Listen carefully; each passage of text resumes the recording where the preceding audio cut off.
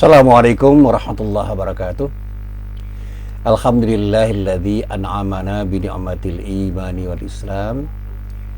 Asyhadu an la ilaha illallah wahdahu la syarikalah wa asyhadu anna Muhammadan abduhu wa rasuluh. Allahumma salli wa sallim ala nabiyyina Muhammad wa ala alihi wa sahbihi wa man wala, amma ba'd.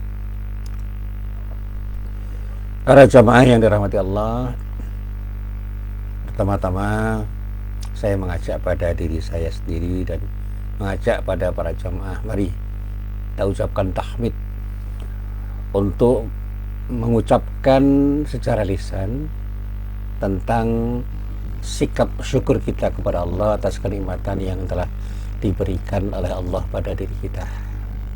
Kita berharap mudah-mudahan kita selalu akan bisa mensyukuri nikmat Allah yang telah diberikan oleh Allah pada diri kita, sehingga kita selalu bisa berharap pada Allah agar Allah benar-benar berkenan menambah nilai kenikmatan yang telah diberikan olehnya kepada diri kita, dan pada saatnya kita akan bisa menjalani hidup ini dengan benar, dengan baik, dengan lurus, dan dengan hal itu, dengan cara seperti itu, insya Allah Allah akan meridhoi apapun yang kita kerjakan. Amin. Para jamaah yang dirahmati Allah, sekali lagi ingin saya sampaikan bahwa beberapa hari ini jaringan internet di rumah saya memang sangat lambat, dan mudah-mudahan keadaan ini tidak membuat kita terkendala untuk berinteraksi, dan mudah-mudahan pengajian yang bersama-sama kita rancang, kita sepakati ini akan membuahkan sesuatu yang bermanfaat untuk diri kita semua. Amin. Para jamaah yang dirahmati Allah, berkali-kali saya mengutip apa yang kata orang itu berasal dari Ali bin Abi Thalib radhiyallahu anhu. Beliau pernah mengatakan, cintailah kekasihmu sekadarnya saja, karena boleh jadi suatu hari kelak dia akan menjadi musuhmu. Dan bencilah musuhmu sekedarnya saja, karena boleh jadi suatu hari kelak dia akan menjadi kekasihmu. Nah, apa yang dikatakan oleh Ali bin Abi Thalib ini menurut tulisan yang saya baca, apa yang dikatakan oleh Ali bin Abi Thalib ini, sekali lagi, jangan pernah kita salah pahami. Maksud saya, jangan sampai kita menyalahi apa yang dimaksudkan oleh beliau. Satu hari memang kita bisa mencintai seseorang, tapi jangan karena kita mencintai seseorang lalu kita lupa segalanya, seolah-olah hanya dia. Dalam hidup ini yang harus kita perhatikan, harus kita beri sesuatu yang terbaik. Pada saatnya semua kita curahkan hanya untuk dirinya. Demikian juga boleh jadi satu saat kita membenci seseorang atau sesuatu, sehingga apapun kita lakukan dalam rangka untuk melakukan tindakan yang tidak baik pada orang yang kita benci atau sesuatu yang kita benci. Karena boleh jadi nanti satu saat kita akan menyesal, kenapa saya berbuat seperti ini. Nah, para jamaah yang dirahmati Allah, terkait dengan apa yang kata orang ini berasal dari Ali bin Abi Thalib, saya teringat ketika membaca kitab tafsir, ketika para ahli tafsir menafsirkan surat Al-Baqarah ayat 216. Di dalam ayat itu dikatakan, a'udzubillahi minasyaitonirrajim, kutiba alaihimul qitalu wa huwa kurhul lakum wa asa an takrahu syai'aw wa huwa khairul lakum wa asa an tuhibbu syai'aw wa huwa syarrul lakum wallahu ya'lamu wa antum la ta'lamun. Diwajibkan atas kamu berperang, padahal berperang itu adalah sesuatu yang kamu benci. Boleh jadi kamu membenci sesuatu padahal ia amat baik bagimu.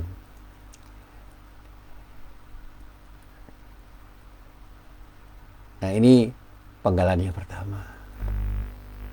Penggalan yang kedua dikatakan, boleh jadi kamu menyukai sesuatu padahal ia amat buruk bagimu. Allah mengetahui sedang kamu tidak mengetahui. Nah, para jamaah yang dirahmati Allah, ketika saya mencoba untuk menelaah ayat ini, tiba-tiba saya teringat ketika saya memberi pengajian pada ibu-ibu tentang tafsir surat An-Nisa ayat 19.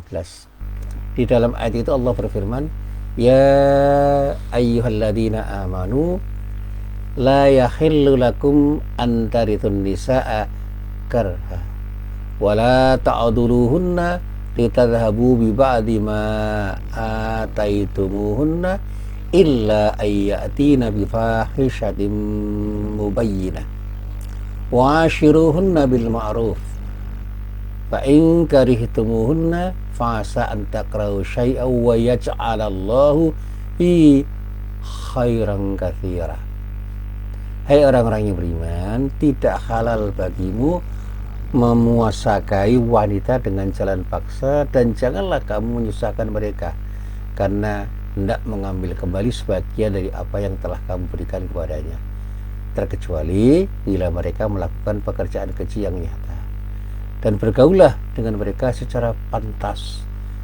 Kemudian bila kamu tidak menyukai mereka, maka bersabarlah, karena mungkin kamu tidak menyukai sesuatu padahal Allah menjadikan padanya kebaikan yang banyak.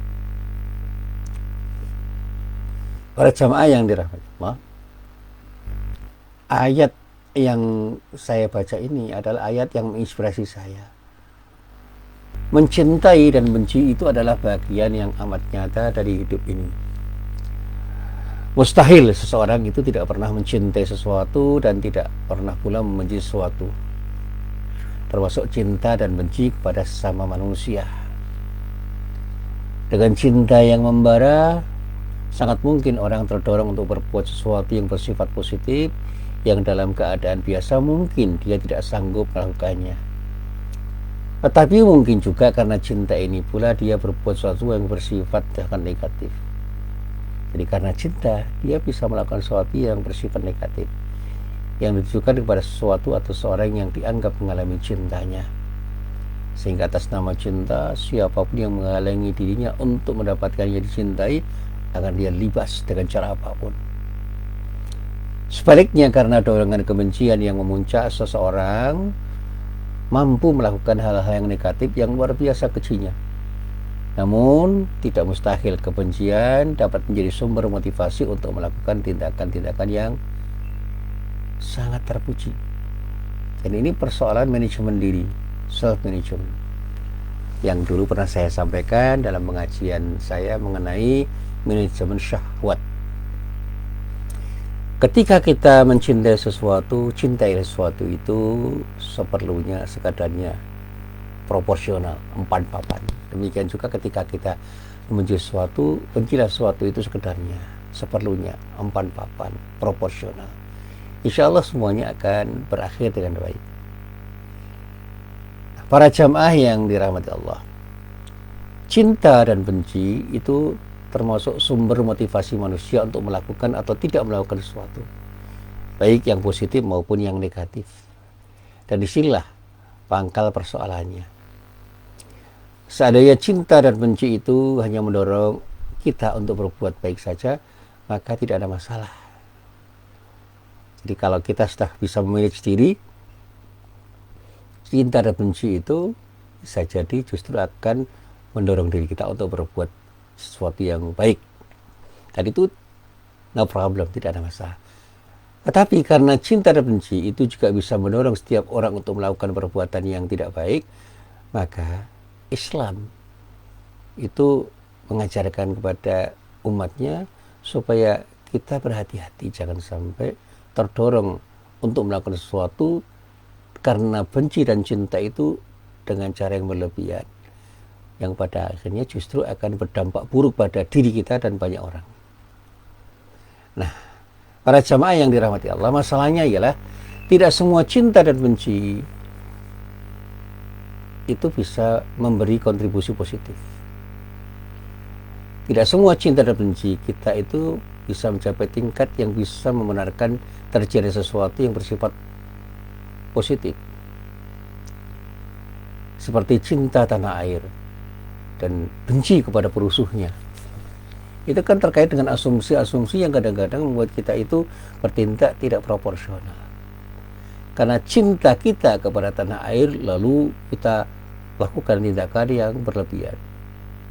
Dan karena kebencian kita terhadap orang yang kita asumsi menjadi perusuh, menjadi orang yang mengganggu, kita akan melakukan tindakan yang tidak baik. Tidak jarang karena kita mencintai atau membenci, maka kita salah di dalam berbuat.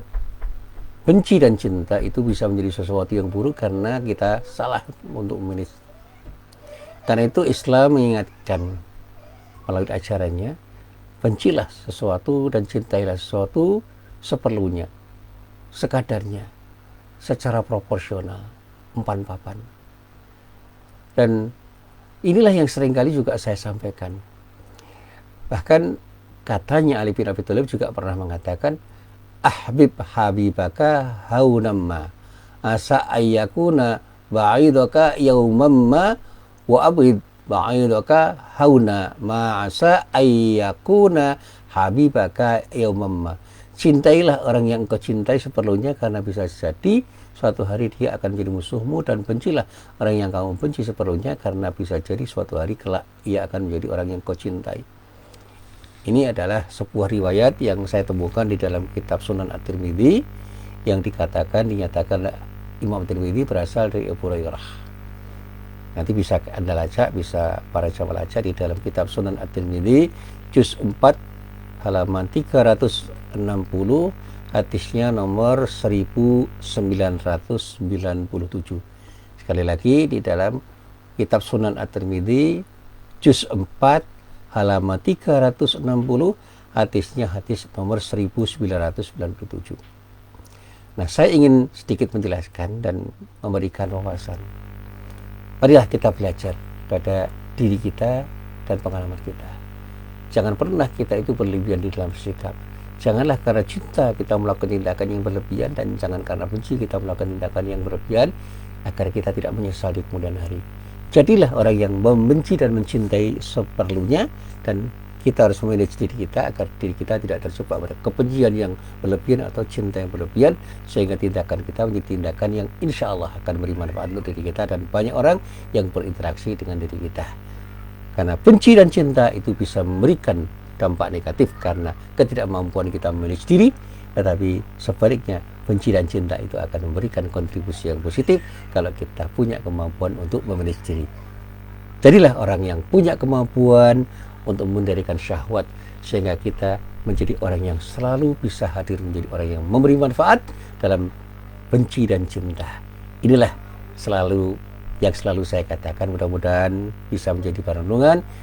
Billahi taufik wal hidayah. Assalamualaikum warahmatullahi wabarakatuh.